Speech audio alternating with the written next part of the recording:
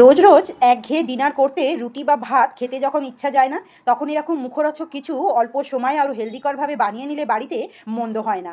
একটার বেশি দুটো খেতেও ইচ্ছা করে এবং মুখরোচক হয় আর খুব হেলদি হয়। খেয়ে পেট তো ভরবেই ভরবে, মনও কিন্তু ভরবে। বেশ দারুণ সুন্দর হয় এই রেসিপিটা। প্রথমেই আমি একটা মশলা বানিয়ে নেব। নিয়েছি আমি কড়াইশুঁটি। যদি কড়াইশুঁটি পছন্দ না হয় তাহলে এখানে ডালও নিতে পারো, মটর ডাল বা ছোলার ডাল। দিচ্ছি আমি আদা, দিচ্ছি আমি কাঁচা লঙ্কা, দিচ্ছি আমি এক মুঠোর মতো ধনে পাতা। যদি ডাল বা কড়াই খেতে একদম পছন্দ না হয় তাহলে এখানে আলুও নেওয়া যায়, সেটাও কিন্তু মন্দ হয় না। এরপর একটা কড়াইতে ছোটো বাটির এক বাটি জল আর তার মধ্যে নুন আর চিলি ফ্লেক্স দিয়ে আমি এক বাটি দিয়ে দিচ্ছি চালের গুঁড়ো। দিয়ে আমি গ্যাসের ফ্লেমটা অফ করে চালের গুঁড়োটাকে খুন্তি দিয়ে নাড়াচাড়া করব। জলটাকে ভালো করে ফুটিয়ে নিতে হবে, ফুটিয়ে নিলেই তবে চালের গুঁড়িটা দিয়ে নাড়াচাড়া করে ঢাকনা দিয়ে রেখে দিতে হবে 10 মিনিট। আর এদিকে আমাদের পেস্ট তৈরি হয়ে গেছে। কড়ার মধ্যে 1 চামচ সর্ষের তেল, কালো জিরে ফোড়ন দিয়ে আমি ওই পেস্টটা দিয়ে দিলাম। দিয়ে স্বাদ মতো নুন আর অল্প একটু চিনি আর ওপর থেকে দিয়ে দিচ্ছি একটু গরম মশলা গুঁড়ো। দিয়ে আমি এটাকে হাই ফ্লেমে বেশ ভালো করে নাড়াচাড়া করে জলটাকে শুকনো করে নিলাম। যদি আপনারা এখানে আলু ব্যবহার করেন তাহলে আলুটাকে আগে থেকেই সেদ্ধ করে নেবেন। এরপর আমি শুকনো করে পুরটাকে নাড়া করে ঠান্ডা করতে দিয়ে দিলাম। দিয়ে আমি যে চালটাকে মাখিয়ে রেখে দিয়েছিলাম চালের গুঁড়িটাকে, সেই চালের গুঁড়িটাকে আমি হাতে করে বেশ ভালো করে, যেরকম আমরা রুটি তৈরি করি, রুটি পরোটা বা লুচি তৈরি করি, ঠিক সেরকমভাবেই বেশ একটু সফট মতো ডো একটা তৈরি করে নিলাম। তৈরি করে নেবার পর এর থেকে খানিকটা ডো আমি নিয়ে নেব।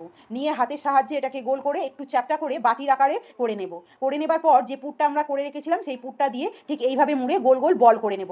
আপনারা চাইলে এটা লম্বা করতে পারেন, এটা গোল গোল চ্যাপকা চ্যাপকা করতে পারেন, তবে আমি গোল গোল বল বল করে নিচ্ছি। এতে সময়টা লাগে খুব কম, তাই আমি চটজলদি করার জন্য গোল গোল বল শেপে এইগুলোকে মুড়ে রেডি করে নিলাম। সবগুলোকেই আমি মুড়ে রেডি করে নিলাম। এরপর কড়াই বসিয়ে তার মধ্যে দিয়েছি আবারও 1 থেকে 1.5 কাপের মতো জল। একটা ফুটো জাতীয় থালা নিয়েছি বা বলতে পারেন জালি ডিশ, তার মধ্যে আমি সাদা তেল একটু ব্রাশ করে নিলাম। হাতে করেই মাখিয়ে নিয়েছি, আপনারা চাইলে ব্রাশ করে নিতে পারেন। এরপর যে বলগুলো বানিয়ে রেখেছি সেই বলগুলো দিয়ে দেবো এই জালি ডিশটার মধ্যে। বলগুলোকে দিয়ে আমি বেশ ভালো করে নিরেট করে ঢাকনা দিয়ে 5 থেকে 7 মিনিট ওই গরম জলের মধ্যে ফুটিয়ে নেব। তাতে করে এই বলগুলো সেদ্ধ হয়ে যাবে, ভাঙারও ভয় থাকবে না, আর তেলও লাগবে এই রেসিপিটাতে অনেক কম।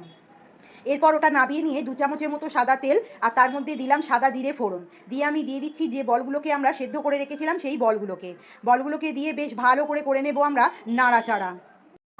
এই সময় আমি হাই ফ্লেমে বেশ ভালো করে নিচ্ছি বলগুলোকে নাড়াচাড়া করে নেবার পর আমি ওপর থেকে দিয়ে দেবো সামান্য একটু নুন। নুন যেহেতু আগে থেকে দেওয়া আছে তাই সামান্য একটু নুন আর সামান্য একটু দিয়ে দিলাম চিনি। দিয়ে দিচ্ছি আমি ভাজা মশলার মধ্যে ছিল মৌরি, গোলমরিচ, গোটা ধনে, গোটা জিরে আর শুকনো লঙ্কা। সেই সমস্ত কিছু মশলাকে শুকনো খোলায় নাড়াচাড়া করে আমি মিক্সির জারে গুঁড়িয়ে নিয়েছি। এরপর দেবো টমেটো সস, দেবো সোয়া সস, দিচ্ছি আমি কাঁচা লঙ্কা কুচি আর দিচ্ছি ধনে পাতা কুচি। দিয়ে আমি হালকা আছে একদম লো ফ্লেমে এটাকে খুব ভালো করে নাড়াচাড়া করে নিতে হবে।